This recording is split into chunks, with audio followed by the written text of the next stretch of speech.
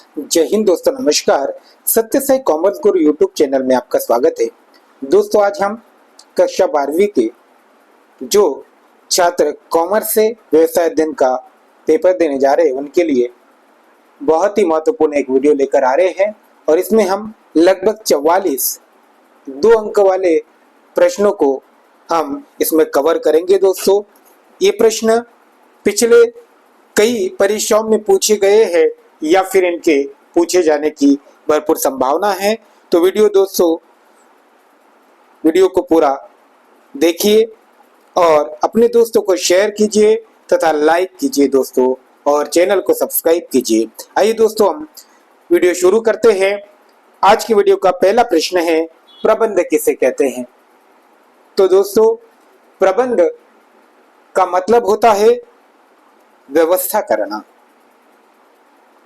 तो प्रबंध से आशय है अन्य लोगों से कार्य लेने की कला या युक्ति से होता है। दोस्तों, किसी भी व्यावसायिक संस्था में प्रबंध सबसे महत्वपूर्ण घटक होता है।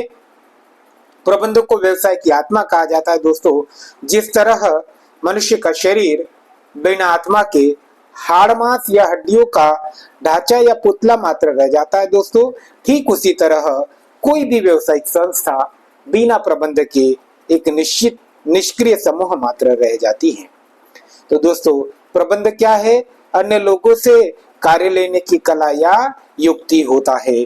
आइए दोस्तों, दूसरा प्रश्न लेते हैं, नियोजन किसे कहते हैं। तो दोस्तों, नियोजन का मतलब होता है योजना बनाना। मतलब दोस्तों, कल क्या करना है उसका यदि हम आज ही निर्धारण कर देंगे तो ये बात नियोजन कहलाएगी। तो दोस्तों, देखते हैं हम नियोजन से आशय। नियोजन से आशय भविष्य में क्या करना है उसका पहले ही निर्धारण कर लेना नियोजन कहलाता है। नियोजन के अंतर्गत भविष्य में किए जाने वाले कार्य की पहले से ही सोच विचार करके एक योजना बनाई जाती है। नियोजन प्रबंध का प्राथमिक और सबसे महत्वपूर्ण कार्य होता है। दोस्तों, तो फिर नियोजन किसे कहते हैं? तो भविष्य में क्या करना है उसका पहले ही निर्धारण करना नियोजन कहलाता है। दोस्तों, और इसमें हम क्या करते हैं, भविष्य के कार्य की सोच विचार करके एक योजना तैयार कर लेते हैं। और नियोजन प्रबंध का पहला और सबसे महत्वपूर्ण कार्य है। आइए दोस्तों, आपको पूछा जा सकता है प्रबंध की परिभाषा लिखिए, या यहाँ से वस्तुनिष्ठ प्रश्न भी पूछा जा सकता है। तो हमने 4 परिभाषा को यहाँ समावेश किया है। तो आइए, पहली परिभाषा है जो आपके हेनरी सेयोल है, जो आपके प्रशासनिक प्रबंध के जनक माने जाते हैं। उनके अनुसार प्रबंध से आशय पूर्वानुमान लगाना एवं योजना बनाना, संगठित करना, आदेश देना, समन्वय करना तथा नियंत्रण करना है।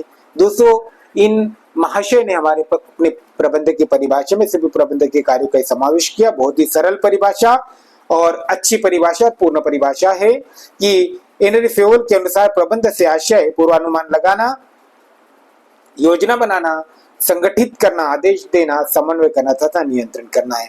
दोस्तों, फिर दूसरी परिभाषा हमने ली है वैज्ञानिक प्रबंध के जनक एफ.डब्ल्यू. टेलर के अनुसार, और वो क्या कहते हैं कि प्रबंध ये जानने की कला है कि आप क्या करना चाहते हैं और उसे सर्वोत्तम तथा मितव्ययी तरीके से कैसे किया जा सकता है। तो एफ.डब्ल्यू. टेलर के अनुसार प्रबंध ये जानने की कला है कि आप क्या करना चाहते हैं और उसे सर्वोत्तम तथा मितव्ययी विधि से कैसे किया जा सकता है। तीसरी परिभाषा दोस्तों, लॉरेंस एप्पले के अनुसार क्या कह रहे लॉरेंस एप्पले जी कि प्रबंध व्यक्तियों का विकास है, ना कि वस्तु का निर्देशन। और चौथी परिभाषा ली दोस्तों हमने लुईस हेलन के अनुसार, प्रबंध वही है जो प्रबंधक कार्य करता है।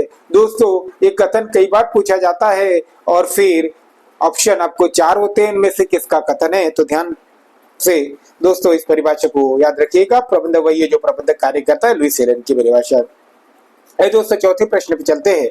प्रबंध एक पेशा है, समझाइए।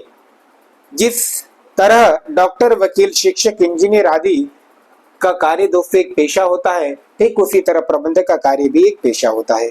जिस तरह पेशे के लिए विशेष शिक्षण, प्रशिक्षण एवं योग्यता की आवश्यकता होती है, ठीक दोस्तों उसी तरह प्रबंध के लिए भी विशेष शिक्षण, प्रशिक्षण एवं योग्यता की आवश्यकता होती है। इसलिए प्रबंध एक पेशा है। पांचवा प्रश्न है, नियंत्रण किसे कहते हैं। तो दोस्तों नियंत्रण से आशय इस बात का पता लगाना है कि क्या सभी कार्य अपनाई गई योजनाओं एवं दिए गए निर्देशों एवं नियमों के अनुसार हो रहे हैं अथवा नहीं। यदि हो रहे हैं तो ठीक है, और यदि नहीं हो रहे हैं तो फिर योजना के अनुसार कार्य करने के लिए बाध्य करना नियंत्रण कहलाता है दोस्तों। माने नियंत्रण से आशय इस बात का पता लगाना कि क्या सभी कार्य अपनाई गई योजनाओं एवं दिए गए निर्देशों के अनुसार एवं नियमों के अनुसार हो रहे हैं या नहीं। यदि हो रहे हैं तो ठीक, किंतु यदि नहीं हो रहे हैं तो योजना के अनुसार कार्य करने के लिए बाध्य करना ही नियंत्रण कहलाता है। आइए दोस्तों, छठवां प्रश्न, भर्ती का क्या आशय है। तो दोस्तों भर्ती से आशय संगठन के लिए मानव शक्ति की आवश्यकता का पता लगाना। मतलब दोस्तों हमारे व्यवसाय में कितने कितने मानव शक्ति की जरूरत पड़ेगी उसकी आवश्यकता का हमें पता लगाना है, उनकी खोज करना है एवं उन्हें नियुक्ति पत्र प्राप्त करने के लिए आवेदन करने हेतु प्रेरित करना ही भर्ती कहलाता है दोस्तों। सातवां प्रश्न, भर्ती के स्रोत लिखिए। तो भर्ती के दो स्रोत होते हैं, एक है आंतरिक स्रोत और दोस्तों दूसरा बाह्य स्रोत। आंतरिक स्रोत वे स्रोत होते हैं दोस्तों जो संस्था में पहले से काम कर रहे हैं, किंतु यदि किसी दूसरे पद पर या उच्च पद पर यदि उनकी नियुक्ति की जाती है उसको आंतरिक स्रोत कहेंगे। और बाह्य स्रोत में उन स्रोतों को शामिल किया है जिस संस्था में पहली बार नए कर्मचारी का चयन होता है। आइए दोस्तों, आठवां प्रश्न, चयन से क्या आशय है। तो चयन से आशय उस प्रक्रिया से है जिसके द्वारा भर्ती के समय अपनाई गई योग्य प्रत्याशियों की सूची में से संभावित प्रत्याशियों का चुनाव करना है होता है दोस्तों। चयन एक नकारात्मक प्रक्रिया होती है। चयन में इस बात पर विशेष बल दिया जाता है कि संगठन की उपलब्ध व्यक्तियों में से सबसे योग्य व्यक्ति का चुनाव करना, और संगठन में जो उपलब्ध व्यक्ति उनमें से सबसे योग्य व्यक्ति का चुनाव करना, ये हमारा चयन कहलाता है। आइए दोस्तों, नवा प्रश्न है, व्यावसायिक वातावरण से क्या आशय है। तो दोस्तों जैसा हमारा सामान्य वातावरण या पर्यावरण होता है, ठीक उसी तरह दोस्तों हमारे व्यवसाय का भी एक वातावरण या पर्यावरण होता है।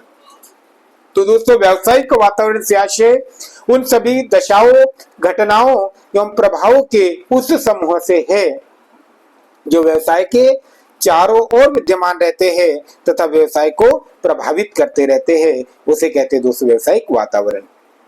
10वां प्रश्न है, मिश्रित अर्थव्यवस्था किसे कहते हैं। तो ऐसी अर्थव्यवस्था जिसमें निजी क्षेत्र तथा सार्वजनिक क्षेत्र का सह अस्तित्व पाया जाता है, दोस्तों उसे मिश्रित अर्थव्यवस्था कहते हैं। मतलब ऐसी अर्थव्यवस्था जिसमें निजी क्षेत्र तथा सार्वजनिक क्षेत्र का सह अस्तित्व पाया जाता है उसे मिश्रित अर्थव्यवस्था कहते हैं। और भारत में मिश्रित अर्थव्यवस्था ही प्रचलन में है। पूछा जाएगा भारत की अर्थव्यवस्था, तो हम बोलेंगे मिश्रित। बड़ा इंपॉर्टेंट क्वेश्चन 11वें नंबर का है, विमुद्रीकरण से क्या आशय या नोटबंदी किसे कहते हैं, ऐसा क्वेश्चन आ सकता है। विमुद्रीकरण एक ऐसी प्रक्रिया है दोस्तों जिसके अंतर्गत किसी भी देश की सरकार तात्कालिक प्रभाव से किसी भी पुरानी मुद्रा का चलन कानूनी तौर पर बंद कर देती है। इसे ही आम बोलचाल की भाषा में नोटबंदी कहा जाता है। आपने देखा होगा कि 8 नवंबर को जब पहली बार मोदी सरकार ने नोटबंदी की थी तो उन्होंने कहा था कि आज रात 12 बजे से 500 और 1000 के नोट तात्कालिक प्रभाव में नहीं रहेंगे। यही नोटबंदी है दोस्तों। आइए 12वां प्रश्न लेते हैं, नई आर्थिक नीति कितने सुधार किए गए।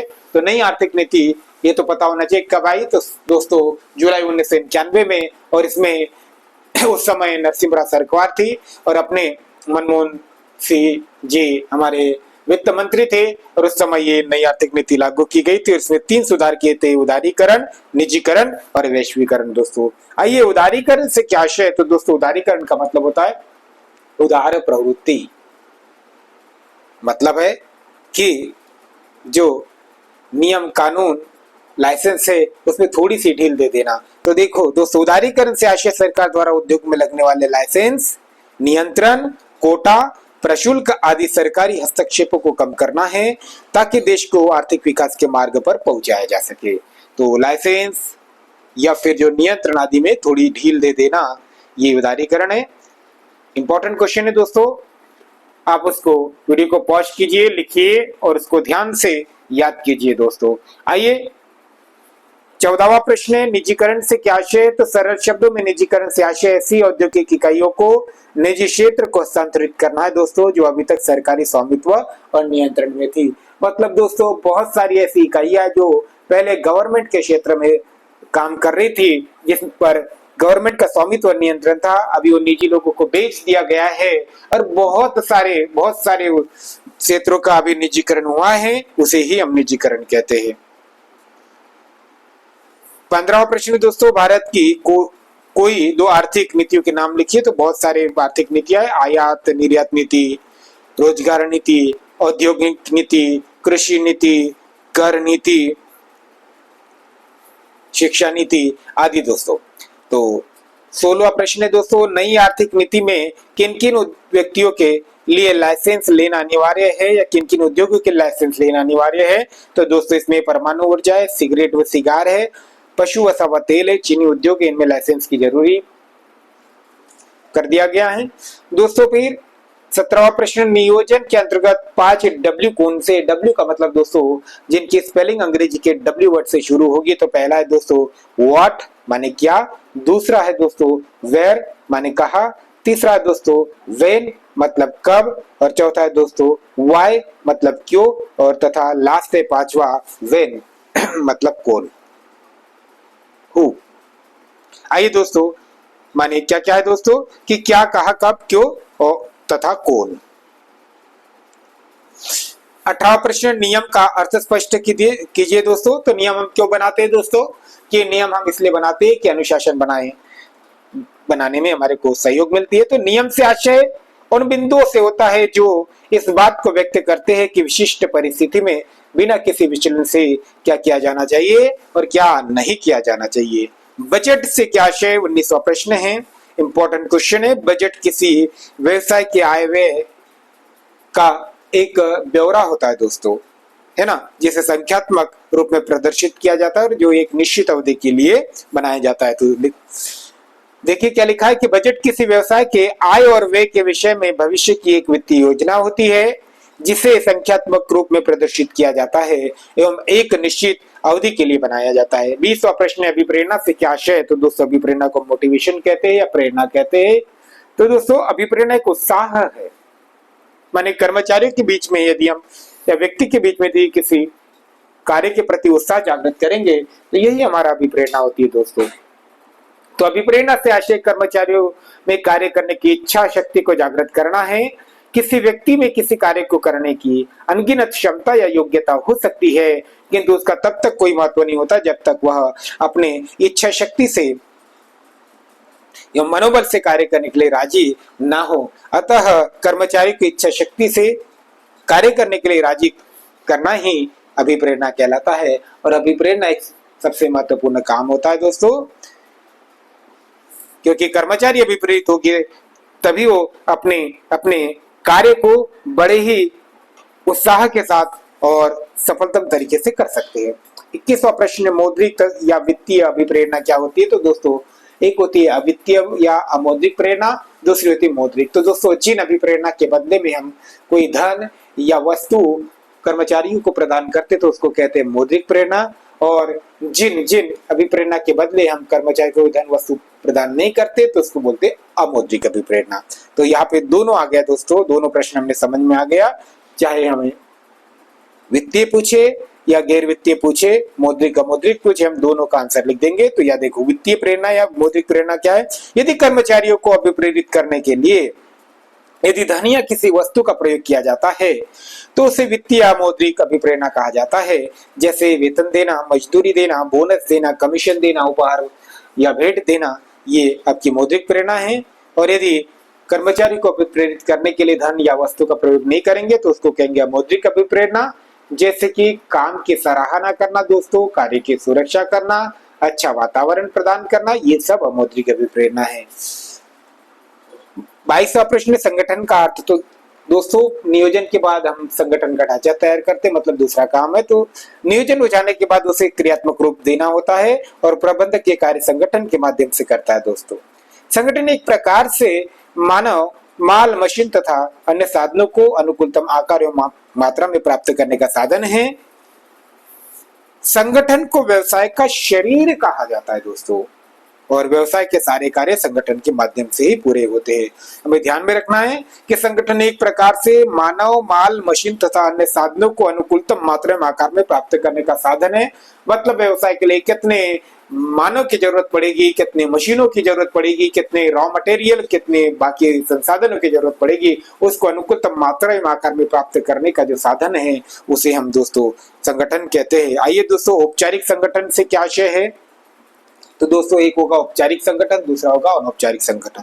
तो दोस्तों जिस संगठन की रचना में कोई औपचारिकता को बरता जाएगा, औपचारिक संगठन है। जिसमें किसी के अधिकार, कर्तव्य, दायित्व सब लिखित में होंगे, है ना कहीं उल्लेख मिलेगा तो औपचारिक होगा, और यदि लिखित में नहीं होगे तो अनौपचारिक हो जाएगा। तो देखो, जब किसी व्यवसायिक संस्था में कार्य करने वाले व्यक्तियों के कार्यक्षेत्र तथा उसकी स्थिति को निश्चित करके उनके कर्तव्य, अधिकारों व पारस्परिक संबंधों की स्पष्ट व्याख्या कर दी जाती है, तो दोस्तों उसे औपचारिक संगठन कहा जाता है।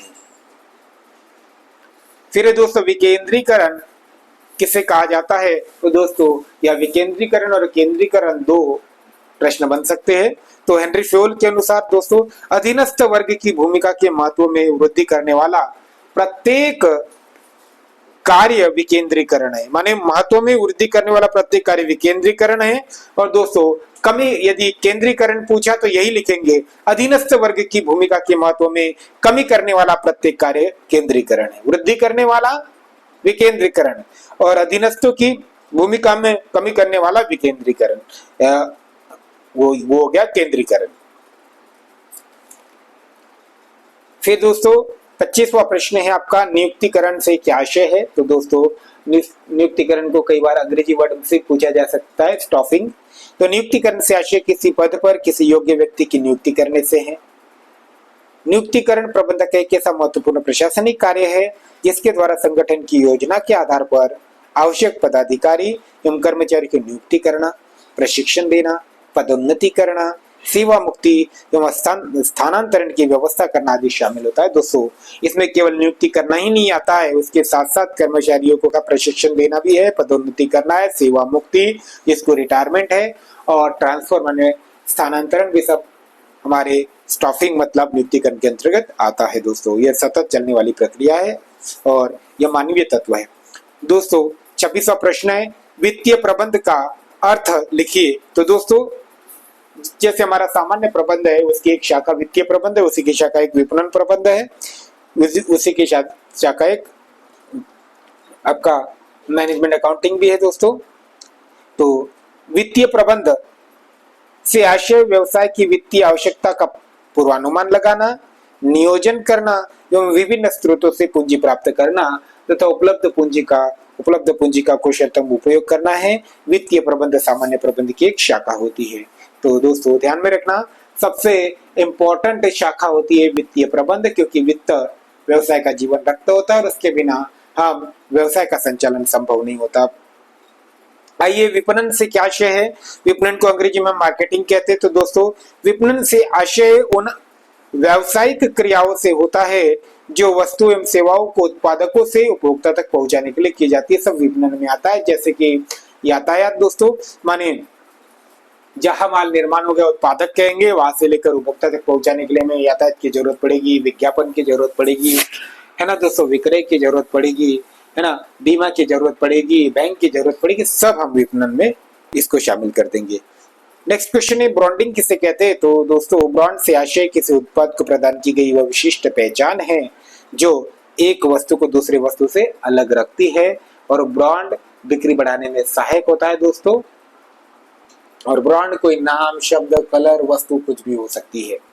आइए दोस्तों पैकेजिंग किसे कहते हैं? तो पैकेजिंग से आशय, पैकेजिंग का मतलब हमें पता है कि पैकेजिंग माने पैक करना, क्योंकि वस्तु या उत्पाद दोस्तों वैसे ही खुला नहीं बिकेगा, हमें उसको पैक करना पड़ेगा। तो पैकेजिंग से आशय उत्पाद या वस्तु को किसी पैकेट, डिब्बे, टीन के कनस्तर, थैले, प्लास्टिक के थैले, बोरे आदि में भरना है जो आकर्षक होता है तथा उत्पाद को शुद्ध एवं सुरक्षित रखता है। तो दोस्तों हम हमारे उत्पाद को या वस्तु को किसी बोरे में, टीन के कनस्तर में, पैकेट में, डिब्बे में भरेंगे, उसको पैकेजिंग कहेंगे। जो कैसा होना चाहिए? आकर्षक होना चाहिए और जो उत्पाद को शुद्ध एवं सुरक्षित रखता हो। लेबलिंग क्या है? तो दोस्तों हमने देखा होगा हमारे पास जो पैकेट होता है ना, पैकेज होता है ना, उसके ऊपर हम क्या करते हैं, एक पर्ची चिपकी होती है, उसी को लेबलिंग कहते हैं। उस पर्ची पे सब कुछ लिखा होता है उस वस्तु के निर्माण के बारे में, उसके एमआरपी के बारे में, उसके दोस्तों एक्सपायरी डेट, सारे चीजें उसके बारे में लिखा होता है, वो लेबलिंग, उसको लेबल कहते हैं। दोस्तों लेबलिंग से आशय पैकिंग पर लगाई गई उस पर्ची से है जो ग्राहकों को उत्पाद के संबंध में सूचनाएं देती है, मार्गदर्शन करती है। आइए दोस्तों 31वां प्रश्न, विज्ञापन का अर्थ। तो दोस्तों विज्ञापन का अर्थ हम दो अर्थों में प्रयोग करेंगे। तो विज्ञापन शब्द दो शब्दों से मिलकर बना है, वी प्लस ज्ञापन। तो दोस्तों वी का मतलब होता है विशेष और ज्ञापन का मतलब होता है ज्ञान कराना, अर्थात वस्तु या सेवा के बारे में विशेष ज्ञान कराना ही विज्ञापन कहलाता है। किंतु दोस्तों ये विज्ञापन का संकुचित अर्थ हुआ। तो फिर विशेष अर्थ में क्या होगा? तो विशेष अर्थ में विज्ञापन से आशय विज्ञापन को देखकर यदि उस वस्तु को न खरीदने वाला व्यक्ति भी यदि उस वस्तु को खरीदने के लिए तैयार हो जाता है तो उसे विशेष विज्ञापन कहलाता है, कहते हैं दोस्तों। मतलब है जी दोस्तों, आपके विज्ञापन में इतनी ताकत है कि आपने गंजे व्यक्ति को भी आपने कंगी बेच दी, तो गंजे व्यक्ति को कंगी बेचना एक विशेष विज्ञापन कहलाएगा दोस्तों। विज्ञापन के माध्यमों के नाम लिखे तो बहुत सारे विज्ञापन के माध्यम है दोस्तों। प्रेस द्वारा विज्ञापन है, बाह्य विज्ञापन, चलचित्र विज्ञापन है, दूरदर्शन विज्ञापन है दोस्तों, रेडियो विज्ञापन है, डाक द्वारा विज्ञापन है दोस्तों, इंटरनेट द्वारा विज्ञापन है, बहुत सारे विज्ञापन के माध्यम हो गए। 31वां प्रश्न है, उपभोक्ता संरक्षण का अर्थ लिखिए। तो दोस्तों उपभोक्ता संरक्षण से आशय सरकार द्वारा बनाए गए ऐसे नियमों से है जो उपभोक्ता के हितों की रक्षा करते हैं एवं उन्हें शोषण, मिलावट, कम नापतोल, घटिया किस्म एवं भ्रामक विज्ञापन आदि के विरुद्ध संरक्षण प्रदान करते हैं। और दोस्तों उपभोक्ता संरक्षण अधिनियम हमारे भारत में 1986 बनाया गया है दोस्तों। तो ये पूछा जा सकता है। उपभोक्ता को परिभाषित कीजिए। तो दोस्तों उपभोक्ता वह व्यक्ति, फर्म, कंपनी या निकाय के रूप में हो सकते हैं जो माल या सेवाओं को उपभोग की दृष्टि से खरीदते हैं, वो उपभोक्ता कहलाएंगे। फिर 35वां प्रश्न है दोस्तों, इको मार्क स्कीम क्या है? तो इको मार्क स्कीम एक ऐसा प्रतीक चिन्ह है दोस्तों जो उस उत्पाद को प्रदान किया जाता है जो पर्यावरण को कोई नुकसान या क्षति नहीं पहुंचाता। 36वां प्रश्न, अति पूंजीकरण से क्या आशय है दोस्तों? अति पूंजीकरण अल्प पूंजीकरण में अंतर भी देख के जाना दोस्तों।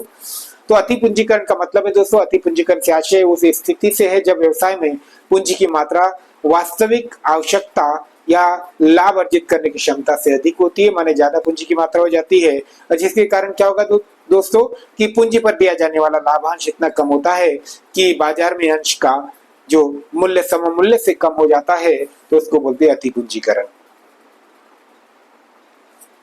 फिर से दोस्तों एक बार देख लेते हैं कि अति पूंजीकरण से आशय उस स्थिति से है जब व्यवसाय में पूंजी की मात्रा वास्तविक आवश्यकता या लाभ अर्जित करने की क्षमता से अधिक होती है तथा पूंजी पर दिया जाने वाला लाभांश इतना कम होता है कि बाजार में अंश का मूल्य सममूल्य से कम हो जाता है। आइए दोस्तों कार्यशील पूंजी देखते हैं। तो कार्यशील पूंजी क्या होती है दोस्तों कि हमें दैनिक खर्चों के लिए जिस पूंजी की आवश्यकता होती है वो कार्यशील पूंजी है। या फिर दोस्तों कार्यशील पूंजी हमें ज्ञात करते उसका सूत्र होता है कि चालू संपत्ति माइनस चालू दायित्व।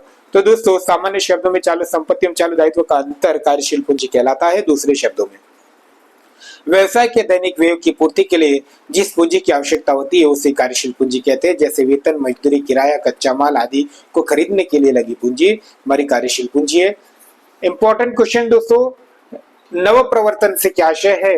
तो दोस्तों नव प्रवर्तन से आशय है कि व्यवसाय में नई पद्धतियों, नई विधियों, नई डिजाइन को, नई आविष्कारों को आदि को व्यवसाय में लागू करना नव प्रवर्तन कहलाता है दोस्तों। कुछ भी यदि हम नया करेंगे, चाहे पद्धति हो, चाहे डिजाइन हो, चाहे है ना कुछ नया आविष्कार कर देंगे तो उसको नव प्रवर्तन कहेंगे दोस्तों। फिर दोस्तों 39वां प्रश्न है, कानूनी पर्यावरण का क्या आशय है? तो दोस्तों कानूनी पर्यावरण से आशय संचालन हेतु सरकार, व्यवसाय संचालन हेतु सरकार द्वारा जो कानून पारित किए जाते हैं उन्हें कानूनी पर्यावरण कहा जाता है। माने सरकार द्वारा व्यवसाय संचालन के लिए जो कानून बनाए जाते हैं वो उसे क्या कहेंगे दोस्तों? कानूनी पर्यावरण या वातावरण कहा जाएगा। और व्यवसाय का कानूनी वातावरण व्यवसाय की आचार संहिता को परिभाषित करता है, माने व्यवसाय में क्या करना है क्या नहीं करना ये सारे उस में लिखे होते हैं दोस्तों। आइए दोस्तों 40वां प्रश्न है संप्रेषण का क्या अर्थ है। तो दोस्तों माने अपने विचारों, भावनाओं को, तर्कों को, है ना, एक व्यक्ति से दूसरे व्यक्ति तक पहुंचाना दोस्तों, या आदान प्रदान करना, ये क्या कहलाएगा, संप्रेषण कहलाएगा। संप्रेषण को हम संदेश वाहन या दोस्तों अंग्रेजी में कम्युनिकेशन भी कहते हैं। कम्युनिकेशन व्यवसाय के लिए बहुत ही इंपॉर्टेंट होता है, उसके बिना आज व्यवसाय संभव ही नहीं है। कम्युनिकेशन के बहुत से सारे माध्यम है दोस्तों, आप बड़े क्लासों में नेक्स्ट ईयर पढ़ोगे, इसमें एक विषय के रूप में पढ़ोगे। जब आप बीकॉम करोगे, बीबी या अन्य कोई बड़ा बैचलर कोर्स करोगे तो पढ़ोगे दोस्तों इसको। 41वां प्रश्न है समन्वय किसे कहते हैं। तो दोस्तों समन्वय, कोऑपरेशन बहुत ही इंपॉर्टेंट होता है प्रबंधक के लिए। वैसे हमारे सामान्य व्यवसाय, सामान्य जीवन में भी, माने हमारे परिवार में भी कोऑपरेशन की जरूरत है। तो सामान्य शब्दों में समन्वय से आशय सभी विभागों, उपविभागों एवं सभी कर्मचारियों के बीच में उचित तालमेल स्थापित करना समन्वय कहलाता है दोस्तों। समन्वय को प्रबंधक का सार कहते हैं। मतलब दोस्तों जो भी काम हो रहा है, जो भी कर्मचारी है, जो भी विभाग है, सभी के काम में तालमेल स्थापित करना एक इम्पोर्टेंट काम होता है और उसी हम क्या कहते हैं, समन्वय कहते हैं। आइए दोस्तों 42वां प्रश्न, स्थायी पूंजी से क्या आशय। तो दोस्तों स्थायी पूंजी वो पूंजी होती है जो व्यवसाय में लंबे समय तक बनी रहती है, और स्थायी पूंजी से आशय उस पूंजी से है जो स्थायी संपत्ति को खरीदने में व्यय की जाती है। लंबे समय तक व्यवसाय बने रहेंगे और स्थायी संपत्ति को खरीदने में जिस पूंजी का प्रयोग होगा स्थायी पूंजी है दोस्तों। फिर विक्रय संवर्धन क्या कहलाता है, उसका अर्थ लिखिए। तो दोस्तों विक्रय संवर्धन दो शब्दों से मिलकर बना है, विक्रय प्लस संवर्धन से मिलकर बना है, जिसका अर्थ होता है बिक्री बढ़ाना। एक विद्वान का कहना है दोस्तों कि विक्रय बढ़ाने वाली प्रत्येक क्रिया अथवा निर्णय विक्रय संवर्धन कहलाते हैं। मतलब बिक्री को बढ़ाना विक्रय संवर्धन है। 44वां और आज की वीडियो का अंतिम प्रश्न है दोस्तों, नाप तोल अधिनियम या माप तोल अधिनियम को संक्षेप में समझाइए। तो दोस्तों इस अधिनियम की धाराएं उन वस्तुओं पर लागू होती है जिनका वजन, माप, संख्या अनुसार विक्रय अथवा वितरण किया जाता है। यह उपभोक्ता को कम तोलने अथवा मापने के अनुचित आचरण के विरुद्ध संरक्षण प्रदान करता है, और यही दोस्तों नापतोल या मापतोल अधिनियम है। वीडियो देखने के लिए बहुत बहुत धन्यवाद दोस्तों। अपने दोस्तों को जरूर शेयर कीजिए, वीडियो को लाइक कीजिए दोस्तों, और आपको जल्द ही सही जोड़ी और बाकी के 3 मार्क और 4 मार्क के महत्वपूर्ण प्रश्न का वीडियो मिलने वाला है। तो दोस्तों वीडियो को अपने दोस्तों को जरूर शेयर कीजिए, और यदि शर्त है कि आप यदि जितने जल्दी 100 इसके व्यू पार करोगे तो आपको जल्दी ही सही जोड़ी और आपको दोस्तों महत्वपूर्ण प्रश्न जो 4 और 5 अंक, सॉरी 3 और 4 अंक के पूछे जाएंगे, उसका वीडियो मिलेगा। तो वीडियो देखने के लिए बहुत बहुत धन्यवाद दोस्तों।